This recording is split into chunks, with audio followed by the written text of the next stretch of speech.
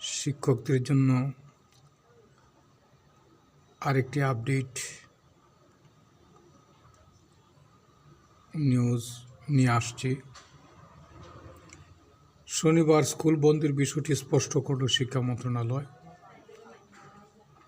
TDC report update 23শে December 2024, 6টা 33 PM। 2025 সাল থেকে শনিবার স্কুল খোলা থাকবে এমন তথ্য ছড়িয়েছিল সামাজিক যোগাযোগ ফেসবুকে। যদিও ছড়ানো তথ্যর কোনো সত্যতা নেই বলে জানিয়েছিল মাধ্যমিক ও উচ্চশিক্ষা অধিদপ্তর। এবার শনিবার স্কুল বন্ধ রাখার বিষয়টি স্পষ্ট করেছে শিক্ষা মন্ত্রণালয়। আজ সোমবার 23শে ডিসেম্বর 2024 মাধ্যমিক ও নিম্ন মাধ্যমিক বিদ্যালয়ের ছুটির তালিকা প্রকাশ করেছে শিক্ষা মন্ত্রণালয়।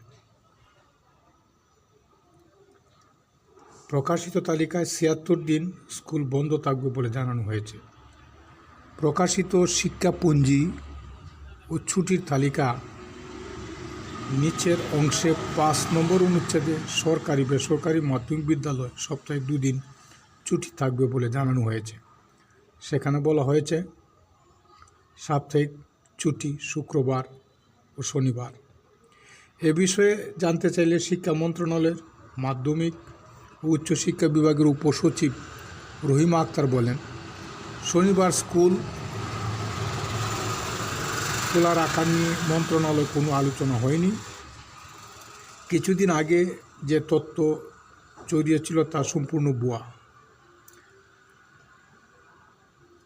শুক্র ও শনিবার সাপ্তাহিক ছুটি থাকবে।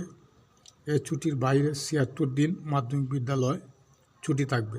শিক্ষাপুঞ্জির এ তথ্য সঠিক।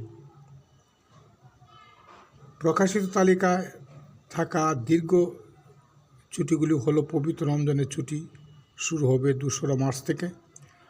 ঈদ উল ফিতর, জমাতুল বিদা, স্বাধীনতা দিবস সহ কয়েকটি ছুটি মিলিয়ে সে সময় টানা ২৮ দিন স্কুল বন্ধ থাকবে।